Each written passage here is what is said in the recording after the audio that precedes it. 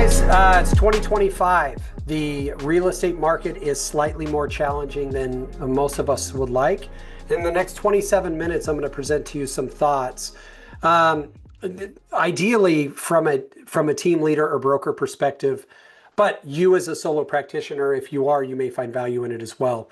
The first thing I'm going to do is exactly what we should be teaching our people.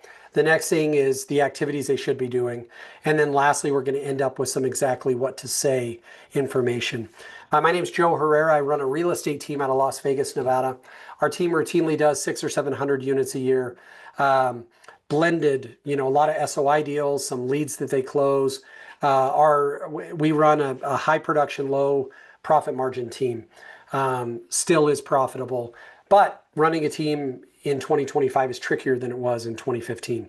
So as we go over some of this information, I would encourage you to think about how it applies to you, how it applies to the people you care about, how the information can be shared with people to help them be more productive.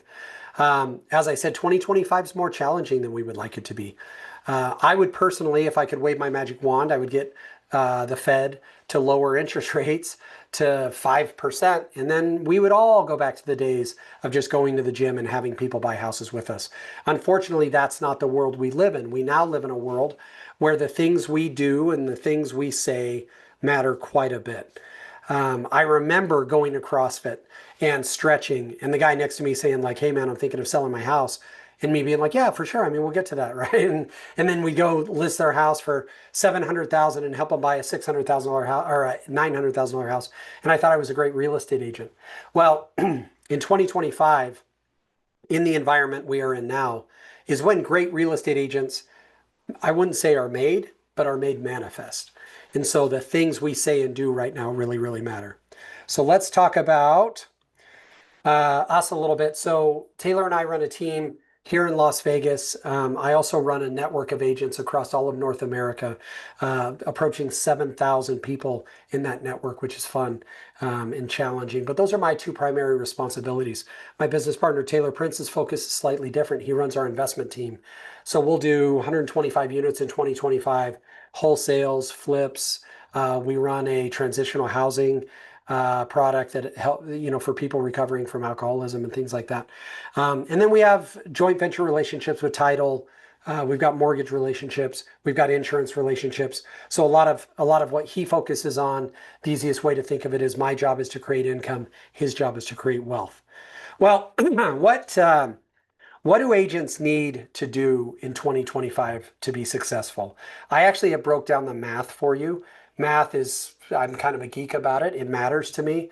I love when people challenge math because by the very virtue of its existence, it is true. Now, we can improve the statistics and mathematics which we use by knowing the right people and saying the right things.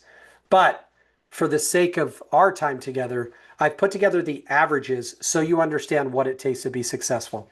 There's only three things that really matter when it comes to closing transactions in 2025. The first is how many people are you talking to about real estate? The second is how many face-to-face meetings are you having? And then the third is how many deals are you closing?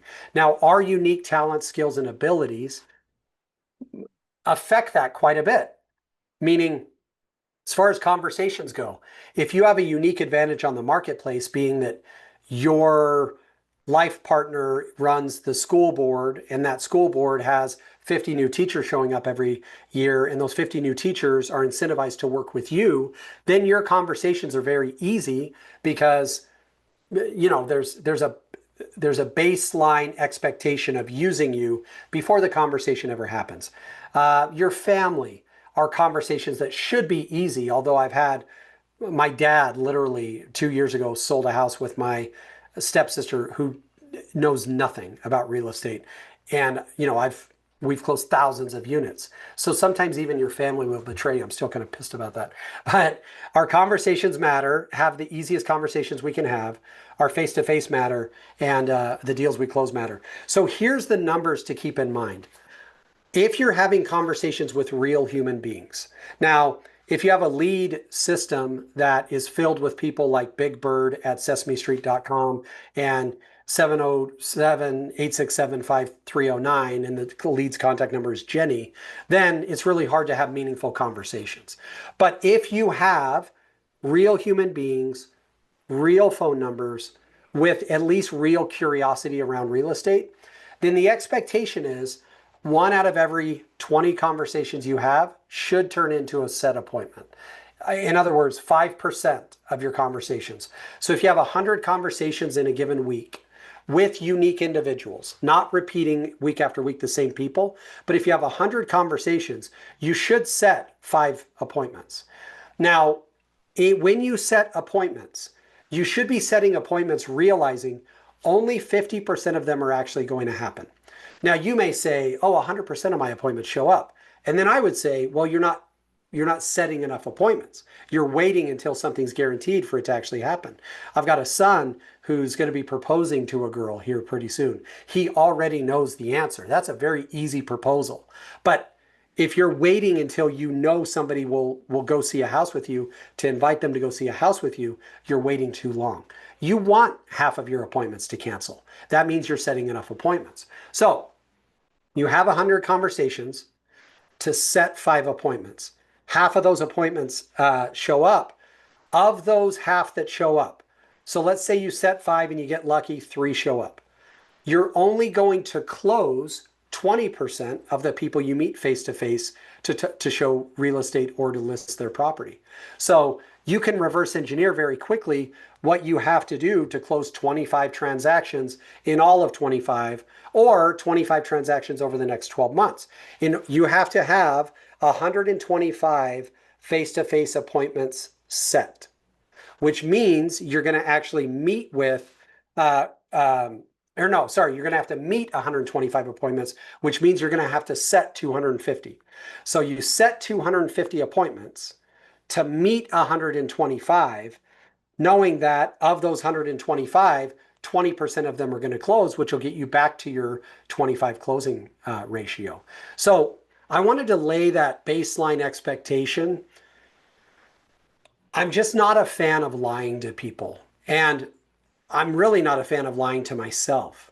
And so if you are only conversing with 3 to 5 people a week about purchasing house over the phone or via text message, it then becomes a mathematical impossibility for you to close 50 transactions a year. Because if you're only talking to 5 people a week, that means you're only having 250 conversations over the course of a year. If you're only having 250 conversations over the course of a year and the average met ratio is 5%, you're only going to hold 15 appointments all year. Your closing ratio would have to not only be 100%, it would have to be like 500% for you to close 50 deals when you're only having 3 or 4 conversations. So to boil it all down, the job we've all decided to pursue, the career we've all decided to pursue, is the career of having conversations with people about buying property or selling property. And so when we know that that is our game, we need to know exactly how it all works. And when we're having conversations, the way it works there are 4 key elements of human communication that we have to understand. The very first one is relatively simple. The worst time to think about the thing you need to say to a potential home buyer or home seller is the very moment in which you need to say it. I'm relatively quick on my feet, but if I am not prepared for a conversation, I will typically come off too aggressive. Now, my wife, who's a saint, she's the greatest, is the exact opposite to me. If she's unprepared for a conversation, she will be way too accommodating. And so an easy way to think about this is you should never be having conversations, or you should never be having appointments really, in which you don't know the topic of the conversation. So you are going to be creating a lot of the conversations. So you're going to be driving a lot of the topics, and we'll talk about how to do that. But the bottom line is, if you're going to have face-to-face meeting with a potential home buyer or home seller, going into that meeting unprepared is the worst thing you could possibly do.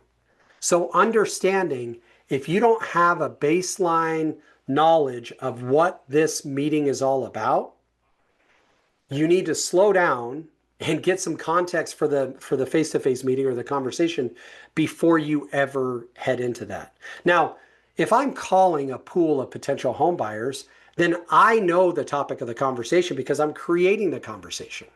So I don't have to think about what I'm going to say in that conversation. I'm prepared. But if I'm willy-nilly just hopping on a dialer and just, like, hey, Jim, have you ever thought about buying real estate? I'm going to suck at creating appointments from those conversations. I need to be prepared heading into every single conversation I have with a buyer, with a seller, with an upset listing appointment, whatever it is. The number one, the worst time to think about what you're going to say is the moment in which you need to say it. Number two, this is a hard one. I got put on a panel in Phoenix, Arizona, where it was a 4-hour real estate panel for three of us to speak. It was crazy.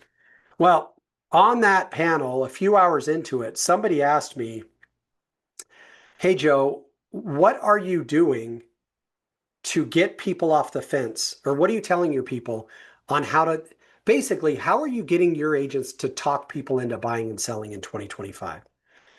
And I looked at him and I said, man, you're about to be real disappointed in me. I'm not.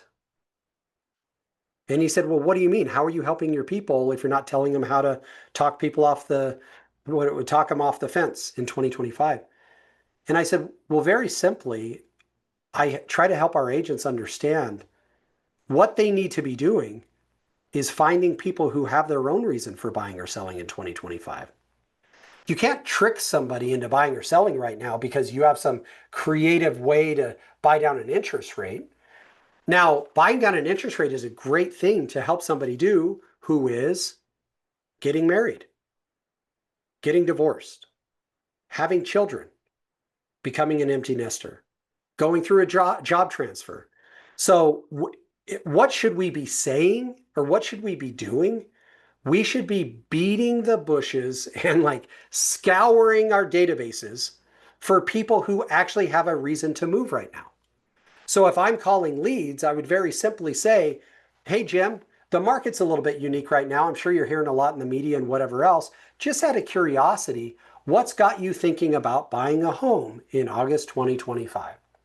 Now, I'm not going to like belittle the buying process, but I'm just going to say like, hey, Alice, in theory, if you were to buy right now, what would be the number one reason for you to make that decision? Like, or if you were to make a move, what would be the motivating factor behind the move you're thinking of making, right? It's like, don't come up with schemes of how to try to get your reasons broadcast onto other people. Just become really good at discovering people's reasons. Now, hold on. Let me go back to that because this is really great. Let me know if you guys can. Oh, let's see if it'll let me go back. All right. So this next video I'm about to show you, let me know if you can't hear the audio. When it comes to people doing things for their own reasons, our goal is to become their who. Our goal is to become their who. The video you're about to watch is my daughter, Joni. Watch how confused she is when she describes the chapstick. And Angie or somebody just stop me if you can't hear it. Nope, I don't think we can hear it. All right. So let me give you the Cliff's Notes of what that video is. My daughter Joni, Evelyn talked Joni, this is like 10 years ago, into making a commercial about chapstick. So Joni says, hey, I'm here telling you the new things that we have found. This is chapstick. She says it'll help your lips get chapped, which was super funny. And then she said, it is called chapstick. Super confusing for her. Why was it so confusing? Because Joni didn't realize that chapstick was a brand, not a product. She thought every lip balm anyone ever put on their mouth was chapstick. Why would I bring that up in this context? Because rather than becoming their why and coming up with reasons how to talk people in to buying or selling homes in 2025, what if you become their who? So that when their reasons hit you, the only logical conclusion is to think of you. And we're going to talk about how to make that happen. Number 3, curiosity. You need to be the most curious person in the world. Now, we think as real estate agents, our job is to be the most informed person in the world or the great Ogmandino, greatest salesperson on earth. But the reality is, our job is to be the most curious person in the world. Hey, I'm curious. How do you like where you live? Hey, just out of curiosity, well, what's your three favorite things about your home now? Uh, hey, curious, what are some of the things you're really looking for in your next home that I could help you find? Like, you need to be the most curious person in the world because curiosity is the greatest fuel in human conversation. Last, number 4, the person asking the questions is in control of the conversation. Not many people know this about me, but I'm a pretty raging claustrophobe. Like, I have decent claustrophobia. It got so bad at one point I could barely ride in Ubers. Now, the interesting thing about claustrophobia, though, is it does not just manifest itself in physical spaces. I've learned that I get claustrophobic in conversations. I don't like being in conversations that I have no interest in and I feel trapped. What's the hack? It's asking questions. I can make any conversation I'm ever in interesting by purely asking a question that changes the subject of the conversation into something that interests me. So if I feel claustrophobic in a conversation, I just need to be the person asking the question, and then I'm back in control. All right. How do you establish a relationship with a client? This is one of the things that's more important than anything in 2025. How do you become somebody's who? It's not talking about yourself. You don't become somebody's person by telling them everything cool about you. Marketers, I believe, have gotten this wrong for years. Now you're seeing it. I live in Las Vegas. You're seeing personal injury attorneys now. They're bragging a little bit less about the money they've collected, and they've started saying like, hey, we're local. We're just like you. We go to the same stores you go to. We go to the same restaurants you go to. Like, we're local, like Nevadans, right? And like, so they're trying to, rather than just say like, I'm really cool, they're trying to say like, I care about you. I'm like you. This relationship creation equation is super important. You can establish a relationship with anybody in a few minutes by very simply saying, hey, Bob, help. Like, let's say I'm going to a listing appointment. Rather than showing up and going like, hey, did you know statistically my team or my this or my this or I'm good at this or whatever. Imagine walking into a listing appointment and just go like, Bob, this house is amazing. How did you get this house? Like, how did you acquire this property? Let him tell you the story of his past. What made you decide this house? What made you decide this area? What made you decide that paint color? Whatever it is, like, tell me about your past. Well, what's working for you now? But like, what do you love about this place now? What are your favorite things about this house now? Well, help me understand, Bob, moving forward, what are some of the things you'd want to take with you, like elements of this house you want to take with you, and what are some that you'd want us to add on to it? Now, all of a sudden, what happens is Bob feels like I have the right now to say, hey, Bob, because you said, because you said the lot is too small, because you said you don't have a place to park your boat, because you said you really need 5 bedrooms, because you said you wanted to be closer to the ballpark or to the mall or to work or whatever it is. The power of me being able to say to a potential home buyer or home seller in 2025, hey, because you said, enables people to feel connected to me because they feel like I'm listening to me or listening to them. Now, in reality, I'm not the best at this. My wife continues to want me to read Exactly What to Say by Phil Jones and to learn these principles because by nature, I am a bull in a china closet. Conversationally, relationship wise, like I move really fast. I'm really passionate. And what I love about these things is it slows me down because when I go to a listing, what I want to do is say, hey, did you realize our team sold over 5,000 houses over the last 15 years? And we've done this and we've done that and we've done this and we've done that. That's what I want to do. But what I focus on is slowing down and just saying, hey, help me understand this. Tell me a little bit about where you came from. Tell me a little bit about why you are where you are and what you like about it. Tell me a little bit about your future. Here's another way to look at it. If I want to create trust with you, it all starts in the upper left with curiosity. Hey, I'm curious about you. like, how did you end up where you are? How did you end up with who you are? How did you end up doing what you're doing? Like, curiosity is an amazing fuel for relationships and conversations. So I start with some curiosity, which then gives me a little bit of certainty. Like, I don't know if you've ever asked people enough questions to go like, all right, I get this guy, right? That's I need to keep going curiosity wise until I have a little bit of certainty about you. So Angie, who we've worked with for years, is so good at just getting to know people. Like, where are you living? How'd you get there? What do you love about it? What are you looking for? What do you do for work? What's your relationship status? Question, question, question. I'm curious, I'm curious, I'm curious. And then she gets this little thing up left, which is certainty. Okay, I get this guy a little bit. Now, that certainty gives me empathy. I didn't used to like empathy. I thought empathy meant uh, I had to agree with everybody. Now, for anyone popping questions in the chat, just so you know, I will get to them when it's all over with. So, Crystal, I see you. I'll answer your question in 5-10 minutes. Empathy doesn't mean that I agree with everybody. Empathy means I care about what they care about because I care about them. I'm down with that. I don't agree with half of the things I do. So why would I agree with everything everybody else does? But it doesn't matter. Nowhere in this creation of trust does it say I have to agree. It just says I have to care. So I can express empathy after I've asked enough questions to gain some certainty about you. I can gain the empathy that gives me relatability. You know what, Bob? I get it, man. I get what you're saying. Um, Bob may want to live in some area of town that I think is a crap hole. And I'm like, I don't freaking want to live there. But it doesn't matter. It's not that I have to agree with it. I'm like, I see where you're going with this, man. I get it. I get it. That's empathy gives me the ability to relate to him. And down at the bottom, that relatability gives me the courage.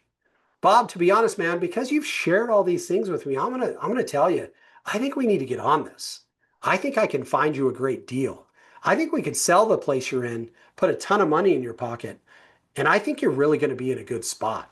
That relatability gives me courage to get him to take action.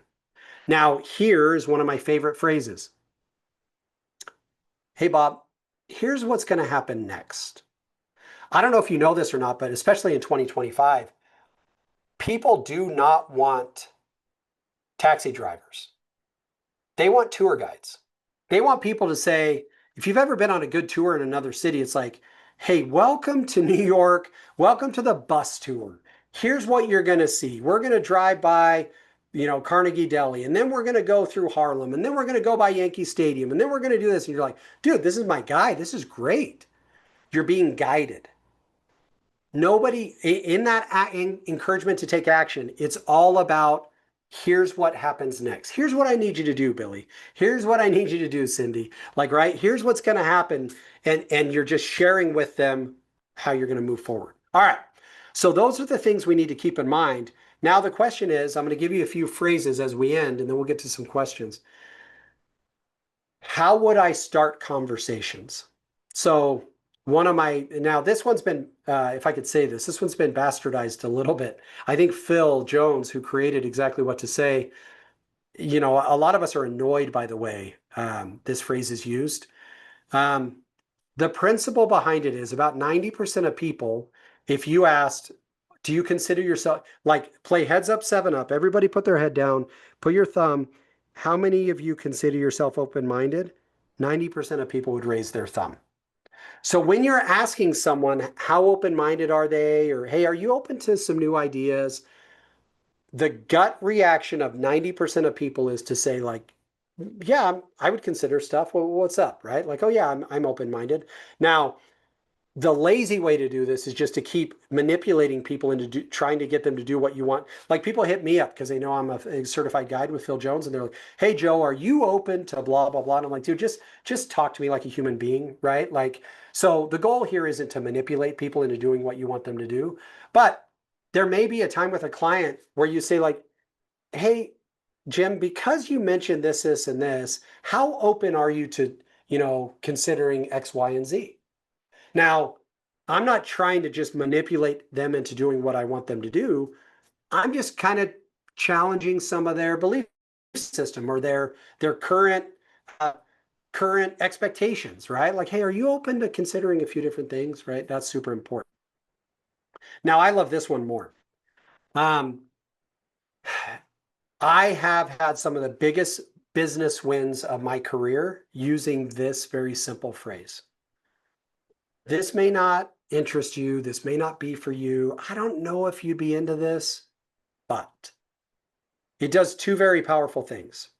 When I'm working with a potential buyer or seller, when I'm working with an agent, saying to them like, hey, this may not be your thing, but does two very magical things. Number one, if I say to you, this may not be something that interests you, or this may not pique your curiosity, or this may not work for you, I'm giving them freedom, believe it or not, to just say like, hey, you're not backed into a corner.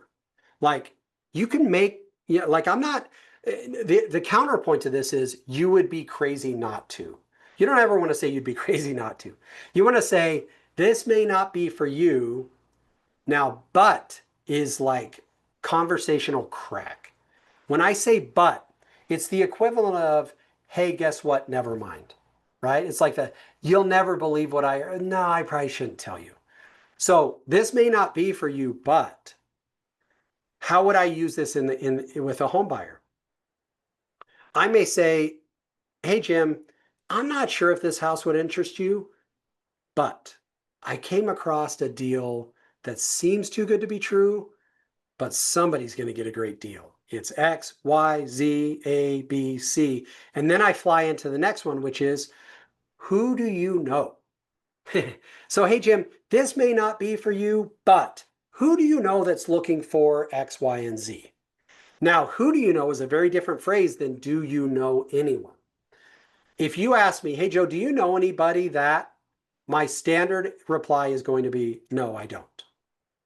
If you said, hey, Joe, who do you know that, my standard reply would be, let me give it some thought.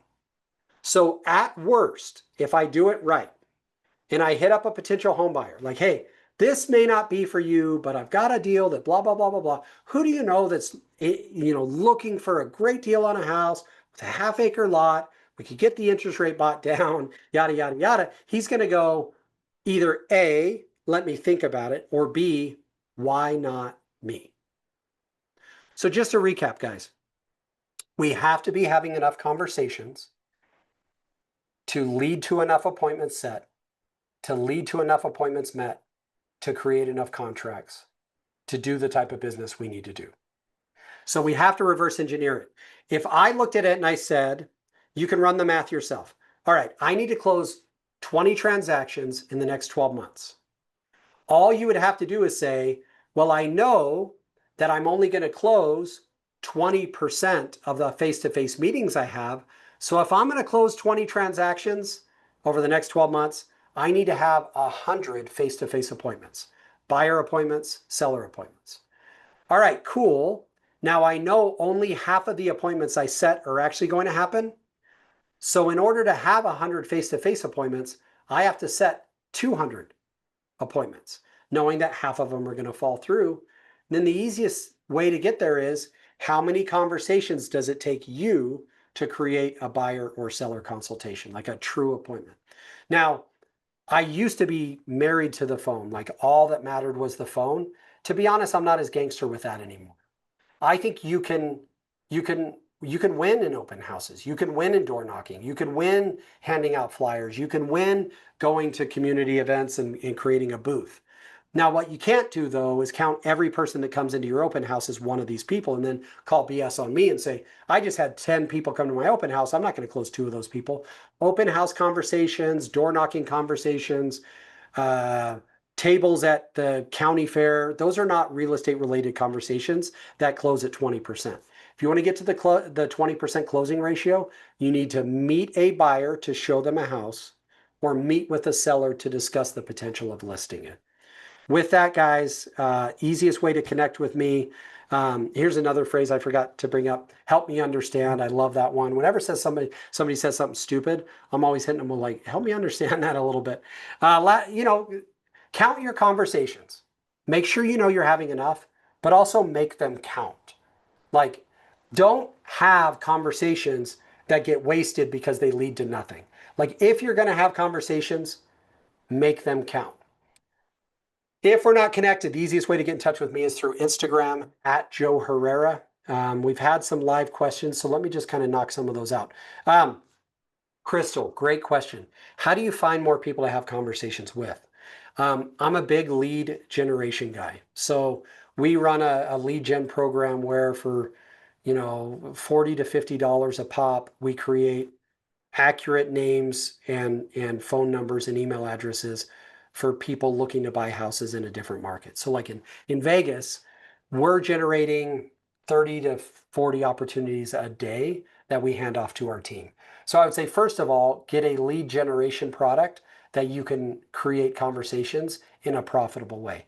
Not a big fan of realtor.com and I'm really not a big fan of Zillow. Um, Solo practitioner, I might be okay with it, but as a team, the profitability really sucks. So you gotta get leads generated at a price that you can make money with. Um, so that's one way. Number two, I think open houses are undervalued. Most agents won't do open houses, or if they do them, they do them sparsely. So if I was really struggling to find people to talk to, I'd be really good at holding open houses. Number three, I'm not opposed to a good old fashioned door knock. Like just if you have an open house, go knock the 20 or 30 doors around it. It's a great way to create conversations that could lead to appointments. Um, I'm a big fan of getting involved in your community. Like go to community events, go to church, join a gym, join a golf club, join a tennis club. Like those become high quality conversations with people that get to know, like, and love you, know, love, and trust you, however you want to say it. So become active in your community, join the PTO, um, take a booth out at your kids' Halloween spooktacular where you can just hand out some candy and some business cards.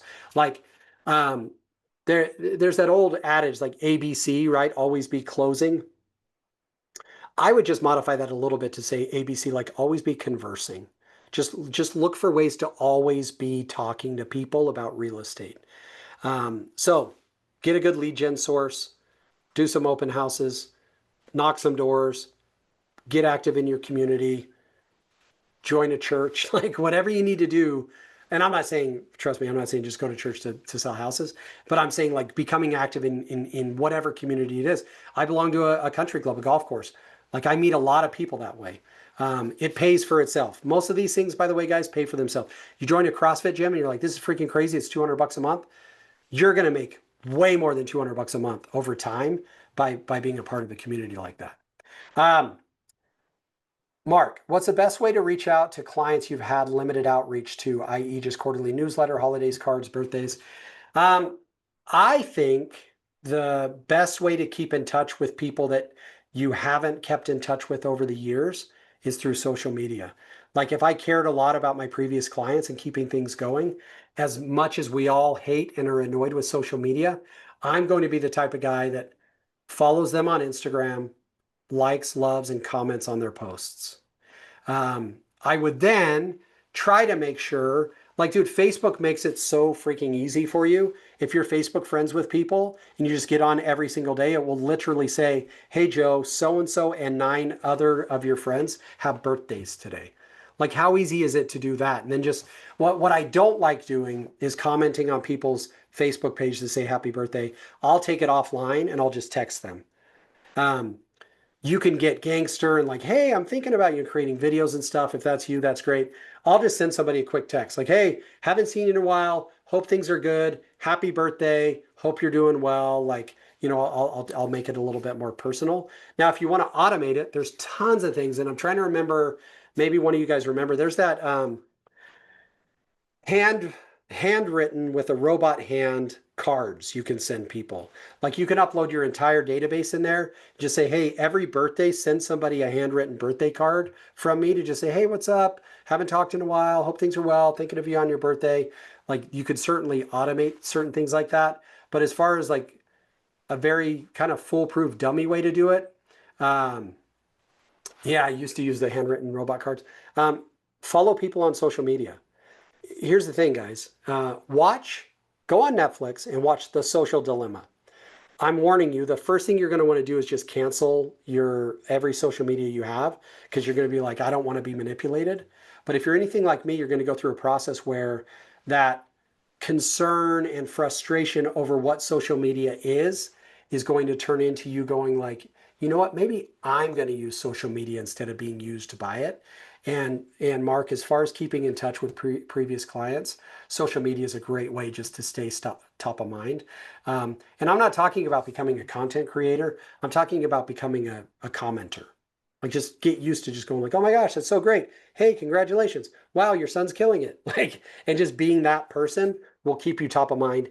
Everybody keeps track of who's commenting on their stuff. Every time you comment on my stuff, it's called social media for a reason.